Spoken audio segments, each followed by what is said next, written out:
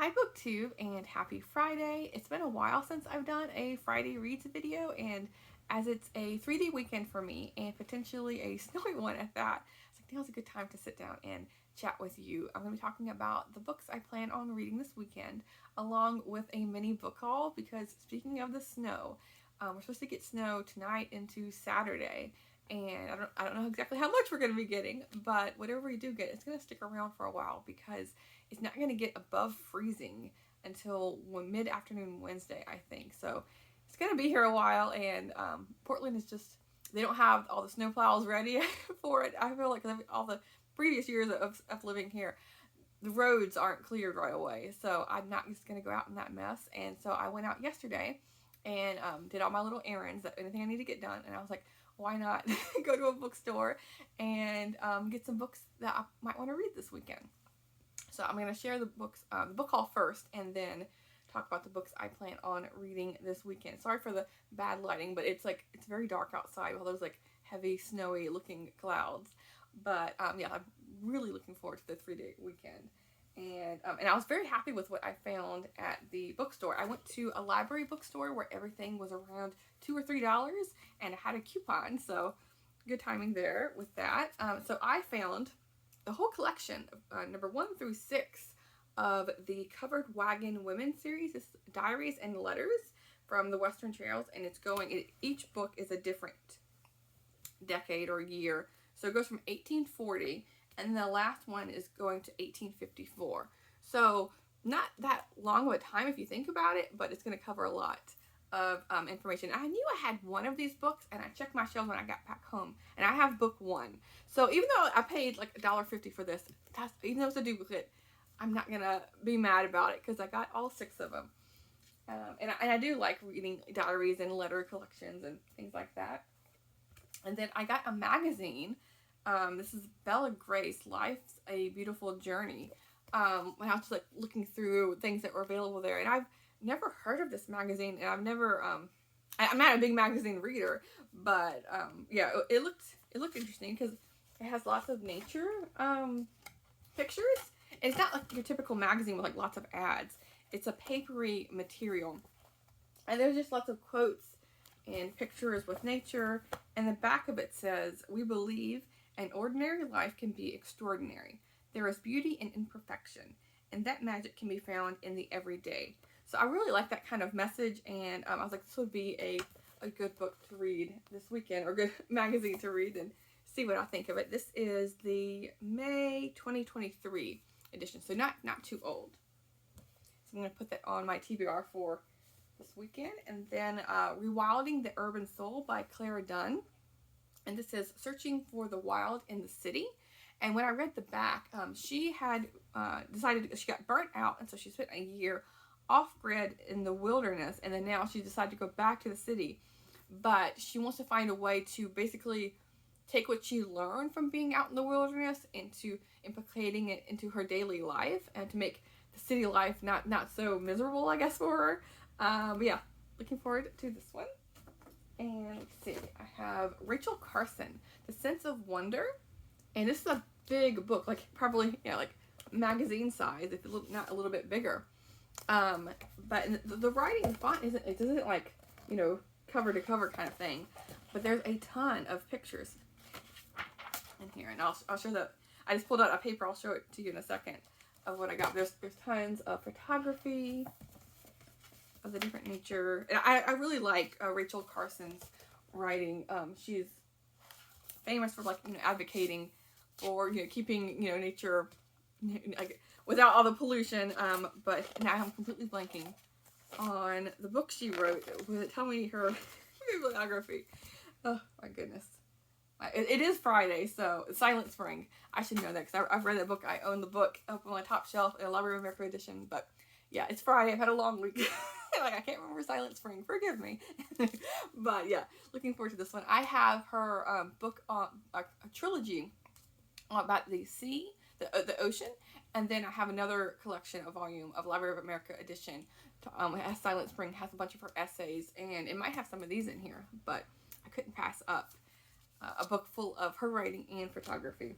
So the paper, I pulled out of here because like I saw that the library store, it's called the Book Corner, and they have a bingo board. And if you fill it out, if you make 5 in a row, do it one bingo by beginning of February, then you get a free book. And I just thought, I don't know how I would necessarily go back for the free book, but I was like, why not do a little winter book bingo? So let's see what's on here, because I saw it and they gave it to me, but I didn't look at it closely at all. So it's like, read a book while wearing a scarf, read while sipping hot chocolate, read after breakfast, read in a comfy chair, read a holiday book, read a book about winter. There's all sorts of winter themed things. I was like, this just looks so fun.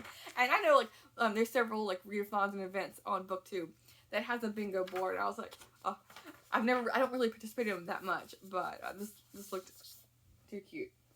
And then speaking of winter, this last nonfiction book, I believe, yes, the last nonfiction book I got is Wintering: The Power of Rest and Retreat in Difficult Times by Katherine May. And this is another book I want to start this weekend as well. It says, revelatory book exploring the ways we can care for and repair ourselves when life knocks us down. So I think, talking about like, slowing down in the winter time and like trying, I guess, like, embrace the weather that's, thrown at you sometimes. I was like, why not spend a snowy afternoon tomorrow diving into this book? And when I was thumbing through it, it goes from September, Indian summer, all the way through March and into late March, when the depending on where you live, things start to thaw out. I was like, why not dive into this one and see what I make of it? And let's see here. Okay, so then I just have a couple more books, and they're cookbooks. So I'll save the find of the day for last. But I got Pioneer Woman Cooks A Year of Holidays by Reed Drummond. And this looked really bright and colorful. I've seen her books, cookbooks in stores before, but I've never really wanted to pay full price for them. But for $1, I'll take it.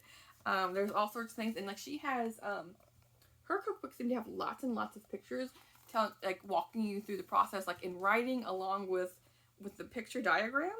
So it's like it's almost like impossible to mess up, it seems. But all sorts of things, and then she has like lots of photography of where she's living on a ranch, and then her children as well. So this looks like a fun book, even though like we just passed the holiday season. And I don't think I necessarily would cook some of these, for a specific holiday, but it was fun just to pull some recipes from here. And then the find of the day is this old cookbook. It's called The Way. Oh, I didn't even read the top part. I just saw the Settlement Cookbook, but it says The Way to a Man's Heart. But here's the cover, and I could just tell by looking at it that it was very old. And I looked into, it's like all colored and everything from the 8th, but here's the author here, and let's see, Miss Simon Kander, and it came out in 1938, and that is really cool in and of itself. But it is full, you can see here, there's like a little newspaper clipping.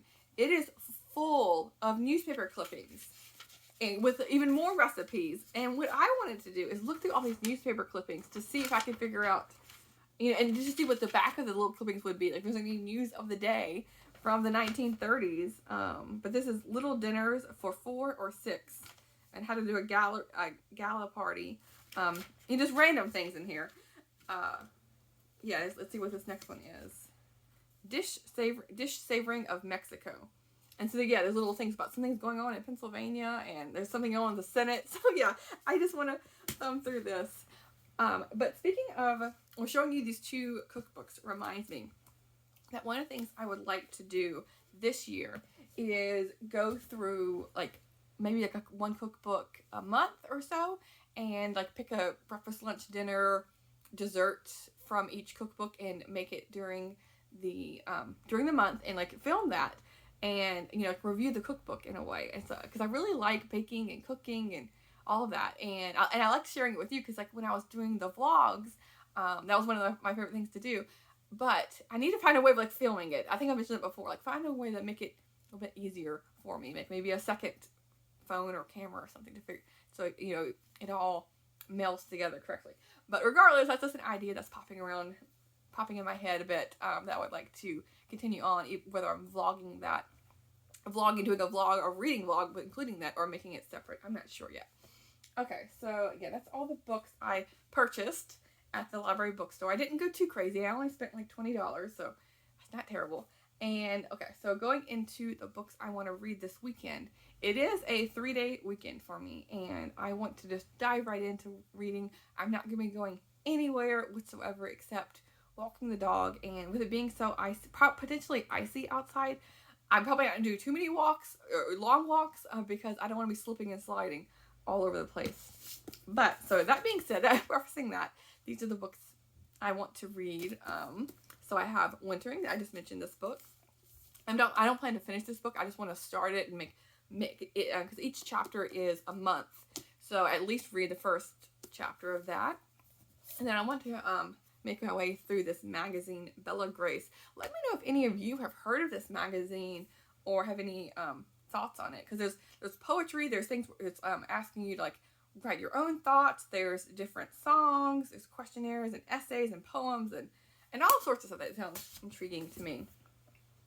And the book I'm currently reading is I forgot to grab the dust jacket. Do I have it? I think it's up there somewhere, but it's Road Song by Natalie Kusz, Kusz, and here is the naked hardcover. But this is about a family who are very dissatisfied with their life in Southern California.